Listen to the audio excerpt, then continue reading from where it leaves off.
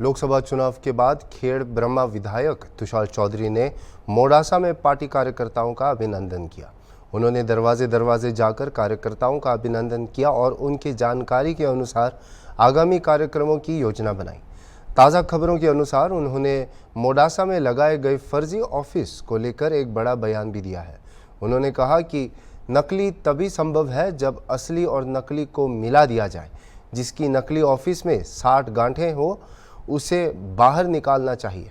1.5 माह बीत जाने के बावजूद सिस्टम की ओर से कोई ठोस कार्रवाई नहीं की गई।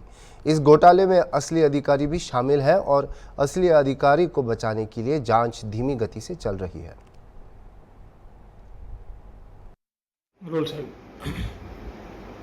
गुजरात सरकार में हाल में वहीवटी तंत्र जेवुं अस्तित्व ज ना होय एवुं लागी रह्युं छे।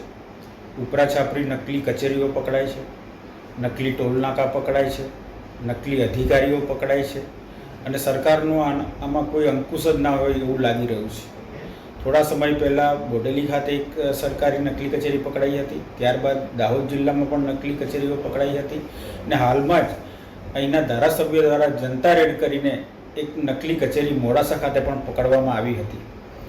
आव्या केसोमां सरकारे त्वरित पगलां लईने जवाबदार माणसोने पकड़वा जोईए अने जेनी पण साठगांठ होय एनी सामे पण पगलां लेवा जोईए पण एवा कोईपण प्रकारना पगलां लेवामां आव्या नथी।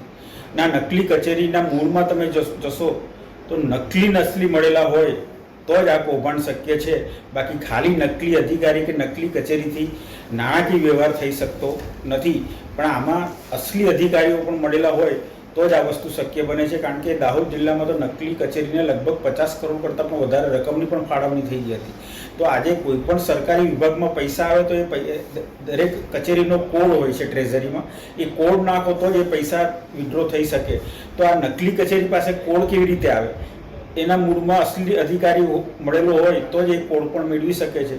એટલે આમાં જો આ સરકાર કોઈ ત્વરિત પગલાં નહીં લે આગામી દિવસોમાં ચોમાસુ સત્રમાં વિધાનસભામાં પણ આ પ્રશ્નની અમે રજૂઆત કરીશું।